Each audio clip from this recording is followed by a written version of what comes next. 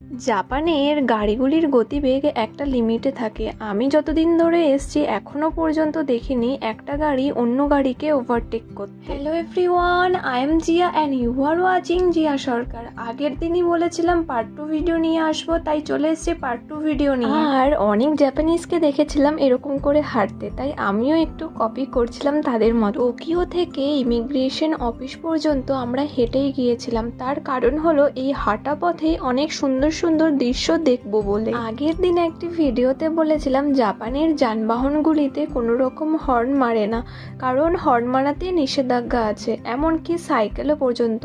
খুব প্রয়োজন না হলে আমরা সাইকেলে বেল বাজাই না, এমনকি কোনো গাড়িও হর্ন মারে না। ইমিগ্রেশন অফিসে আমাদের কাজ কমপ্লিট হয়ে যাওয়ার পর বাস থেকেই আমি ভিডিও ফুটেজটা নিয়েছিলাম, কারণ ইমিগ্রেশন অফিসে কোনো রকম ভিডিও ফটোস অ্যালাউড নেই। বাই দ্য ওয়ে, সেই দিন আমি আপনাদেরকে মাছ বাজার দেখাতে পারিনি, তো আমি ঠিক করেছি আজকে আমি মাছ বাজার দেখাবো। তবুও লেট হয়ে গেছিলো আমাদের মাছ বাজারে আমরা যখন পৌঁছেছিলাম। আমি জাপানের বড় বড় মলগুলিতেও দেখেছি এবং এখানে এসেও ফল শপগুলিতে দেখেছি, কোথাও এখনো পর্যন্ত আনার দেখিনি।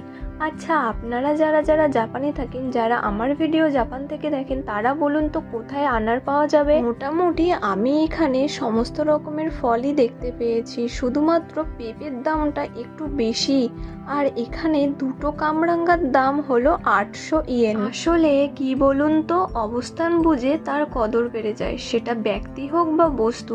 এই যে কামরাঙ্গার দাম 800 ইয়েন এখানে, আর আমাদের দেশে গাছের তলায় পড়ে থাকলেও কখনো ঘুরে তাকাতাম না, সেরকমই মানুষের ক্ষেত্রেও মানুষের অবস্থান বুঝে তার কদরও বেড়ে যায়। যাই হোক, এবার চলে আসি মাছ বাজারে। এখানে বিভিন্ন রকমের মাছ দেখতে পেয়েছিলাম, তবে এখানে চিংড়ি মাছটা একটু বেশিই ছিল। এটা মনে হয় লবস্টার, আমি ঠিক জানি না, আপনারা যারা চেনেন তারা অবশ্যই কমেন্ট করে বলবেন তো।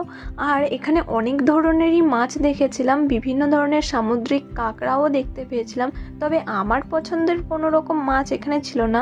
একটি মাছই ছিল, সেটা ছিল পমফ্রেট, কিন্তু পমফ্রেট ইন্ডিয়াতেও যেমন দাম, আর জাপানেও এই পমফ্রেট মাছটার দাম অনেক, তাই আমি এই মাছটাকে বড়লোকিয়া মাছই বলি। তারপর এখানে প্যাকেটের মধ্যে দেখতে পেয়েছিলাম এক একটি প্যাকেটে 3টে থেকে 4টার মতো করে বরবটি বা লাফা, সেগুলির দাম ছিল এক একটা প্যাকেট 500 ইয়েন। আর এই যে ছোট ছোট বক্সের মধ্যে দেখতে পাচ্ছেন শামুক, ঝিনুক, এগুলির দাম তো আপনারা দেখতেই পাচ্ছেন 1000 ইয়েন করে।